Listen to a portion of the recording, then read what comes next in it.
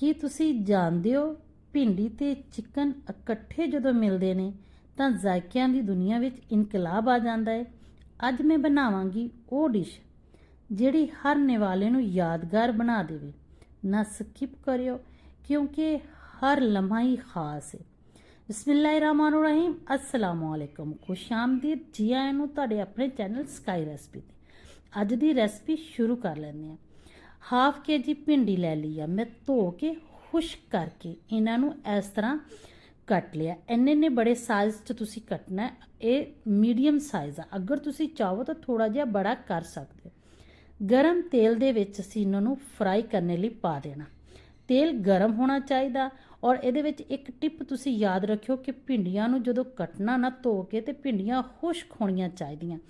अगर धो के गिलियां भिंडियां नूं कटोगे तो वो एक चिपचिपी जी लेसदार जिहड़ा मादा छोड़दियां ना वो बहुत ज़्यादा हो जाऊगा तो भिंडियां फ्राई करते वक्त सही फ्राई नहीं होणगियां और वो मज़े दियां भी नहीं पकणगियां। असी इत्थे भिंडियां नूं फ्राई करना 3 ਤੋਂ 4 मिनट लई। असी इन्हां दा कलर नहीं इन्ना चेंज करना, बस इन्हां दी वो लेसदार मवाद आ जिहड़ा वो ख़त्म करना। भिंडियां साडियां फ्राई हो गई। देखियो तुसी माशाअल्लाह इन्हां दा बिल्कुल कलर भी बरकरार आ और भिंडियां फ्राई हो गई। हुण असीं इन्हां नूं तेल चों कढ लैणा। तुसी कोई भी इस तरह जाली लैके कड़छी दे नाल ही कढ के इनू एक प्लेट च रख सकते हो। इस टाइम ते अगर तुहानूं मेरी रेसिपी अच्छी लग रही है तो चैनल नूं सबसक्राइब करना ना भुल्लिओ। अगर पहले सबसक्राइब नहीं किया तो इनू लाजमी सबसक्राइब कर लिओ। वीडियो नूं शेयर भी जरूर करियो और फुल वॉच करियो और अपने प्यारे जो कमेंट च मैनूं दस्सिओ भी कि तुहानूं मेरी रेसिपी किस तरह लगदी। हुण इसे तेल दे विच 1 टीस्पून असीं पा लेना जीरा और एक दालचीनी का टुकड़ा पा लेना 1 इंच का। 5 ਤੋਂ 7 लौंग असीं इहदे विच पा लेने आ। ये याद रखियो कि आंच है जिहड़ी वो बहुत ही लो आ। और हुण चिकन हाफ के जी चिकन, ये बोनलैस नहीं हैगा, बोन विद बोन ही आ। तुसीं जिस तरह चिकन आम बनाते हो उस तरह का चिकन लै सकते हो। अगर तुसीं चाहो तो बोनलैस भी लै सकते हो। वैसे इनू गर्म तेल च पा के असीं इनू चंगी तरह फ्राई करना। इन्ना फ्राई करना कि जिहड़ा इहदे विच ब्लड वगैरह हड्डियां दे विच होवे वो बिल्कुल खुश्क हो जाए और चिकन की स्मैल है जिहड़ी वो खत्म हो जाए। 1 चमचा लसन अदरक दे पेस्ट दा वो इहदे विच पा के इनू असीं फ्राई करना। इहदे विच ना सिर्फ लसन दी और अदरक की खुशबू इन्नी अच्छी चिकन च आ जाएगी, बल्कि इहदी खुशबू दे नाल तुहाडा किचन भी महकन लग जाएगा। जबरदस्त जिहा जदों साडा चिकन फ्राई हो जाए इस तरह का असीं इन्हां दा गोल्डन जिहा कलर कर लेना चिकन का। जब तुहानूं लगे कि साडा चिकन सारा फ्राई हो गया तो इहदे विच आपां स्पाइसिस पा देनी है। नमक हस्बे जायका, सुक्का धनिया दरदरा कुटिया होया 1 चम्मच, हल्दी हाफ टी स्पून, रैड मिर्च लाल जिन्होंने सुरख मिर्च कहते हैं वो वाली 1 खाने का चमचा इहदे विच पाना और बहुत हल्की आंच ते इनू दम वाले फ्लेम ते सिर्फ आपां 1 ਤੋਂ 1.5 मिनट लई इनू फ्राई करना ताकि साडे जिहड़े मसाले आ उन्हां दा कच्चापन खत्म हो जाए। ज़्यादा देर इनू फ्राई नहीं करेंगे क्योंकि मिर्च जल जाऊगी।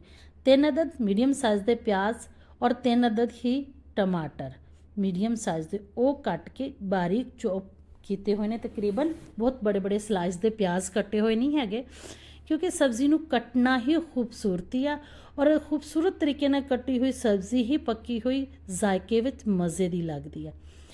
हुण असीं इन्हां नूं इस तरह मिक्स करना। इत्थे इनू 2 मिनट असीं फ्राई करना, चंगी तरह भुनना। भुनने तो बाद असीं इनू कवर ला के 5 मिनट लई रख देना मीडियम आंच ते ताकि प्याज और टमाटर जिहड़ा पानी छोड़नगे ना उहदे विच साडा चिकन आ जिहड़ा वो भी गल जाएगा, नरम हो जाएगा और स्पाइसिस का जिहड़ा वा जायका बिल्कुल चिकन दे अंदर तक चल जाएगा।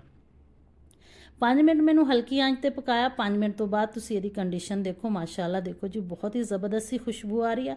बहुत ज़बरदस्त साडा जिहड़ा ग्रेवी जी बन के तैयार हो रही है चिकन दे नाल भिंडी दे नाल। अच्छा कल्ली कल्ली भिंडी जिहड़ी हुंदी है ना प्याज जिहदे विच ना पाया जावे वो भी इन्नी टेस्टी नहीं लगदी। तुसी इन्ना प्याज टमाटर ज़रा पा के इहनूं बना के देखियो कि बहुत ही मज़े दी लगदी।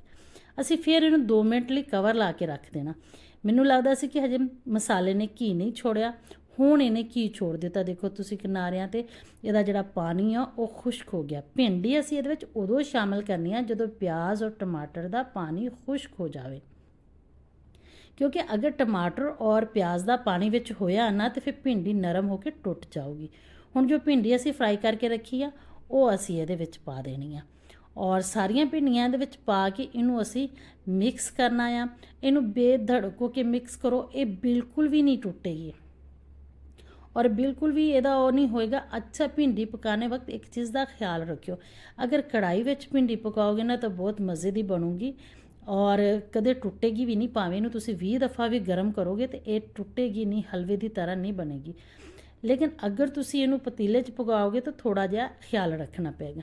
ਸੋਇਆ ਸੌਸ ਜਿਹੜੇ ਇਹਦੇ ਜ਼ਾਇਕਿਆਂ 'ਚ ਜ਼ਬਰਦਸਤ ਟੱਚ ਲੈ ਕੇ ਆਊਗਾ, 2 ਖਾਣੇ ਦੇ ਚਮਚ ਆਪਾਂ ਇਹਦੇ ਵਿੱਚ ਪਾ ਦੇਣਾ। ਵਿਨੀਗਰ, ਸਿਰਕਾ ਸਫੈਦ, ਉਹ ਵੀ 2 ਖਾਣੇ ਦੇ ਚਮਚ ਇਹਦੇ ਵਿੱਚ ਪਾਣਾ ਔਰ ਗਰਮ ਮਸਾਲਾ ਹਾਫ ਟੀ ਸਪੂਨ ਤੁਸੀਂ ਇਹਦੇ ਵਿੱਚ ਛਿੜਕ ਦਿਓ ਔਰ ਹੁਣ ਇਹਨੂੰ ਦਮ ਤੇ ਰੱਖ ਦੇਣਾ 5 ਮਿੰਟ ਲਈ, ਦਮ ਵਾਲੀ ਫਲੇਮ ਤੇ। 5 ਮਿੰਟ ਦੇ ਬਾਅਦ ਤੁਸੀਂ ਦੇਖੋਗੇ ਮਾਸ਼ਾਅੱਲਾ ਬਹੁਤ ਹੀ ਪਿਆਰੀ ਖੁਸ਼ਬੂ, ਅਲਹਮਦੁਲਿਲਾ ਇੰਨਾ ਪਿਆਰੀ ਖੁਸ਼ਬੂ, ਇੰਨਾ ਅੱਛਾ ਜ਼ਾਇਕਾ, ਕਲਰਫੁਲ ਜੀਆਂ ਭਿੰਡੀਆਂ ਬਣ ਕੇ ਤਿਆਰ ਹੋ ਗਈਆਂ। ਤੁਸੀਂ ਜਦੋਂ ਬਣਾ ਕੇ ਖਾਓਗੇ ਤੇ ਫਿਰ ਤੁਹਾਨੂੰ ਪਤਾ ਲੱਗੇਗਾ ਕਿ ਇਸ ਤਰੀਕੇ ਨਾਲ ਬਣਾਈਆਂ ਹੋਈਆਂ ਭਿੰਡੀਆਂ ਕਿੰਨੀਆਂ ਹੀ ਮਜ਼ੇ ਦੀਆਂ ਬਣਦੀਆਂ। ਇੱਕ ਦਫਾ ਬਣਾ ਕੇ ਟਰਾਈ ਜ਼ਰੂਰ ਕਰਿਓ। ਹੁਣ ਜੀ ਆਪਾਂ ਇਹਨੂੰ ਸਰਵ ਕਰ ਲੈਂਦੇ ਹਾਂ। ਸਰਵ ਤੁਸੀਂ ਇਹਨੂੰ ਜਿਸ ਨਾਲ ਮਰਜ਼ੀ ਖਾ ਲਓ, ਚਾਹੇ ਤੁਸੀਂ ਇਹਦੇ ਨਾਲ ਰਾਇਤਾ ਲੈ ਲਓ, ਚਾਹੇ ਤੁਸੀਂ ਪਿਆਜ਼ ਟਮਾਟਰ ਦਾ ਸਲਾਦ ਲੈ ਲਓ, ਇਹ ਹਰ ਚੀਜ਼ ਨਾਲ ਹੀ ਅੱਛੀ ਲੱਗਦੀ। ਔਰ ਤੰਦੂਰੀ ਰੋਟੀ ਔਰ ਸਾਦਾ ਰੋਟੀ, ਤਵੇ ਦੀ ਰੋਟੀ ਨਾ ਕਿਆ ਹੀ ਜ਼ਬਰਦਸਤ ਲੱਗਦੀ ਆ। ਉਮੀਦ ਕਰਦੀ ਹਾਂ ਕਿ ਤੁਹਾਨੂੰ ਰੈਸਪੀ ਅੱਛੀ ਲੱਗੀ ਹੋਏਗੀ। ਅਗਰ ਰੈਸਪੀ ਅੱਛੀ ਲੱਗੀ ਆ ਤਾਂ ਕਮੈਂਟ 'ਚ ਲਾਜ਼ਮੀ ਦੱਸਿਓ ਤੇ ਆਪਣੇ ਸਿਟੀ ਦਾ ਨਾਮ ਵੀ ਲਾਜ਼ਮੀ ਦੱਸਿਓ।